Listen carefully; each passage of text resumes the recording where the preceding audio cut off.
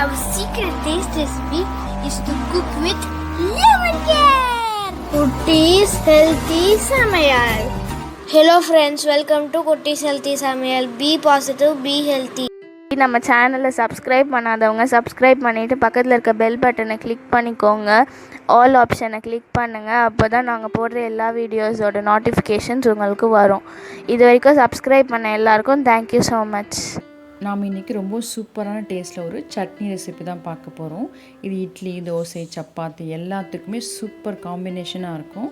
இது எப்படி செய்யுதுன்னு பார்த்துக்கலாம் வாங்க. இது ரொம்ப சிம்பிளானது தான்.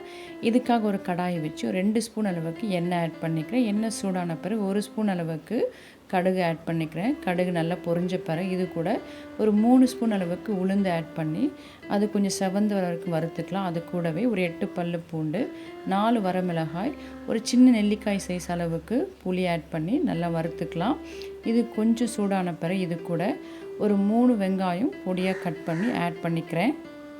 இது நல்லா நமக்கு ஒரு 2 நிமிஷம் வதங்கினா போதும், ரொம்ப வதக்க வேண்டாம். இது மிக்ஸ் பண்ணி விட்ட பிறகு இது கூட நான் ஒரே ஒரு தக்காளி பொடியாக கட் பண்ணி ஆட் பண்ணிக்கிறேன். இதையும் நம்ம ஜஸ்ட் 1 நிமிஷம் மட்டும் அதை மிக்ஸ் பண்ணி விட்டு வதக்கிக்கலாம்.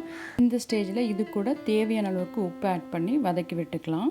இது நல்லா நமக்கு வதங்கி வரணும், அப்போ தான் நமக்கு டேஸ்ட் நல்லாயிருக்கும். அதே போல் எப்போவுமே நம்ம சட்னி செஞ்சு அரைச்ச பிறகு தான் தாளிப்போம். ஆனால் இது போல் கடுகு தாளிச்சிட்டு நீங்கள் அதுக்கப்புறம் வதக்கிட்டு அரைச்சி பாருங்கள், ரொம்பவும் டேஸ்டியாக இருக்கும். ஃப்ளேவர் ரொம்ப நல்லாயிருக்கும். வெங்காயம் தக்காளி நல்லா வதங்கின பிறகு அரை கைப்பிடி அளவுக்கு புதினா இலைகளும் கொத்தமல்லியும் கருவேப்பிலையும் சேர்ந்து அரை கைப்பிடியும் இதில் ஆட் பண்ணி வதக்கி விட்டுக்கலாம். இந்த இலைகள் ஆட் பண்ணதுக்கு முன்னாடி நமக்கு வெங்காயம் தக்காளி பூண்டு இதெல்லாம் நல்லா வதங்கி வரணும். அதுக்கப்புறம் நம்ம இலைகள் ஆட் பண்ணி ஜஸ்ட் ஒரு 3 நிமிஷம் அளவுக்கு நீங்கள் வதக்கினா போதும், அந்த ஃப்ளேவர் நல்லா நமக்கு இறங்கிடும். அப்புறம் நம்ம அரைச்சிக்கலாம். இப்போ பாருங்கள் நமக்கு நல்லா வதங்கி வந்திருக்கு. இந்த ஸ்டேஜ் இதுக்கு போதுமானதாக இருக்கும். ஸோ இப்போ நம்ம ஸ்டவ் ஆஃப் பண்ணி ஆற வச்சுக்கலாம். இது ஆறட்டும். கருவேப்பிலை நிறைய கிடைக்கும்போது நம்ம காய வச்சு இது போல் பவுடரை அரைச்சி வச்சிட்டோம்னா இது போல் சட்னி, சாம்பார், மற்ற குழம்பு எல்லாத்துக்குமே நீங்கள் ஆட் பண்ணி செஞ்சுக்கலாம். ஸோ நிறைய நேரங்கள் நமக்கு கருவேப்பிலை ஃப்ரெஷ்ஷாக கிடைக்காது. ஸோ இது போல் செஞ்சு வச்சுட்டா உங்களுக்கு ரொம்ப யூஸ்ஃபுல்லாக இருக்கும். இப்போ நல்லா ஆறி வந்துருச்சு. இதை ஒரு மிக்ஸி ஜாரில் ஆட் பண்ணி நம்ம அரைச்சி எடுத்துக்கலாம். ரொம்ப நைஸாக நீங்கள் அரைக்காமல் கொஞ்சம் குறகுறப்பாக அரைச்சிங்கன்னா டேஸ்ட் ரொம்ப சூப்பராக இருக்கும். அதில் நம்மளோட சட்னி ரெடி ஆகிடுச்சு. நான் கொஞ்சமாக தண்ணி ஆட் பண்ணி அரைச்சிருக்கேன். கொஞ்சம் திக்காக தான் இருக்குது. இது நாங்கள் இன்றைக்கி சப்பாத்திக்கு தான் செஞ்சோம். அவ்வளோ சூப்பராக இருந்து டேஸ்ட் பார்த்திங்கன்னா சப்பாத்திக்கு கூட அவ்வளோ நல்லாயிருக்கும். இட்லி, தோசை எல்லாத்துக்குமே ரொம்ப சூப்பர் காம்பினேஷனாக இருக்கும். அதே போல் இந்த கடுகு ஆட் பண்ணி நம்ம அரைச்சிருக்கோம். ஸோ ஃப்ளேவர் பார்த்து ரொம்ப நல்லாயிருக்கும். பார்க்குறது உங்களுக்கு டாட்டாக அட்ராக்டிவாக இருக்கும். ஸோ இது போல் கண்டிப்பாக செஞ்சு பாருங்கள்.